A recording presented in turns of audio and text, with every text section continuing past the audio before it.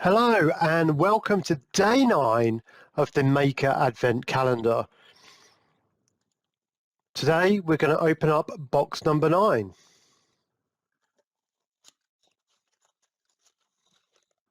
In today's box of fun is a ball tilt sensor, the little can with 2 legs sticking out. That can has a small metal ball inside.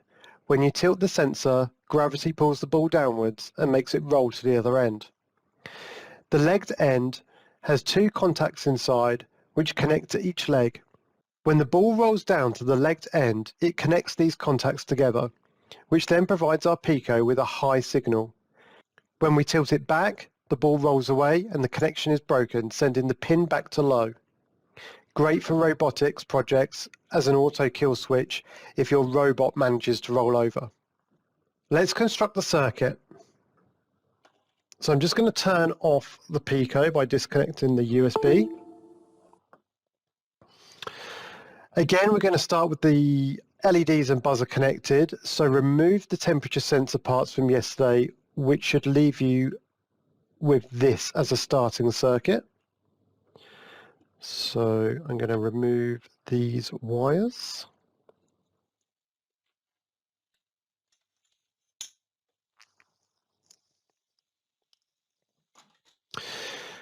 Now, to add the tilt sensor, it acts like a switch, so we only need to connect 2 wires.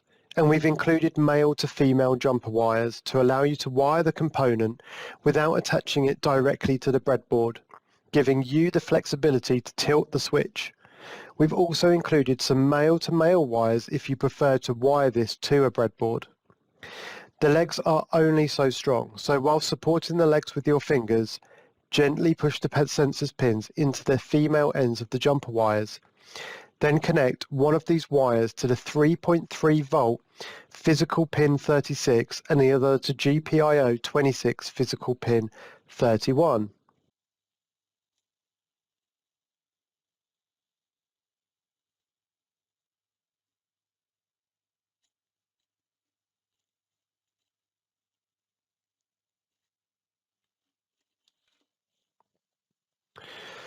The legs have no polarity, so don't worry about which leg goes where.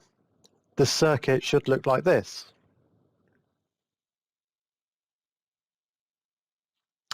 Activity 1. Basic tilt sensor program. Let's get a little program running to test our sensor and see how it works. We only need a handful of lines to use this kind of tilt sensor, as it works just like a button or switch, triggering high or low signals. This is very similar to our button code from day 3. We set our sensor's pin with pull downs, then run a simple if statement looking for the pin to go high.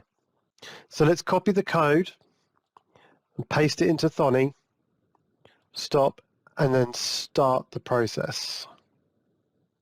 If tilt, then print I tilted. So if we turn this, then it tilted, as we can see in our shell. So we know that the sensor is working. Okay, so activity number 2, Tilty McBuzzerlot. Let's trigger our buzzer whenever the sensor detects tilting. This is a basic version of the kind of system used in car alarms to detect when the vehicle is being lifted at an angle. The example below adds the buzzer back into the code, which means we have to import PWM, as we have done previously.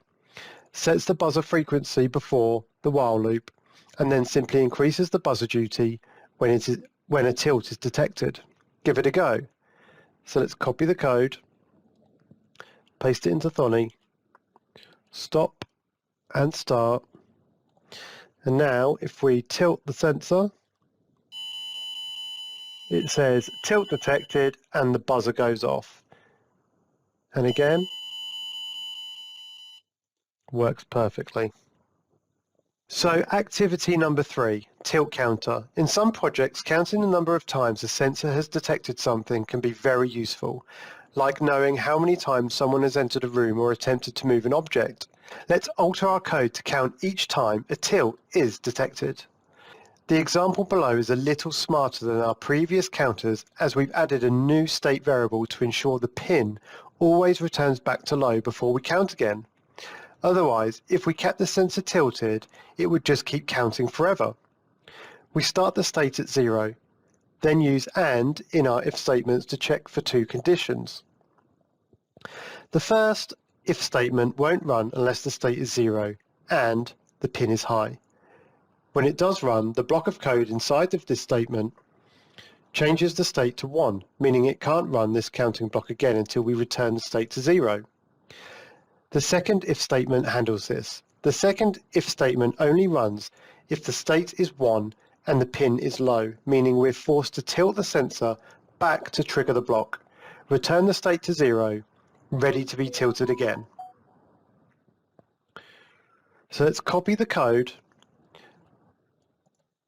paste it into Thonny, stop and start. So let's tilt the sensor, 1, 2, 3, 4, and if I keep it there, it doesn't carry on counting. So we have to turn it upside down and back again. So that's day number 9 complete. So well done, we've cracked another sensor. Today's sensor was a little easier than others, especially as you're now familiar with MicroPython and the approaches we're taking, but we thought a little breather would be good before we adventure on to the fun yet slightly more advanced goodies in the final 3 boxes.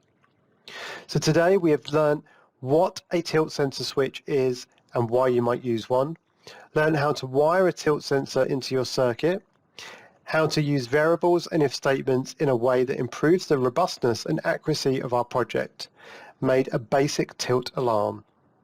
Again, do not disassemble this circuit. We're going to use it tomorrow for day number 10. See you then.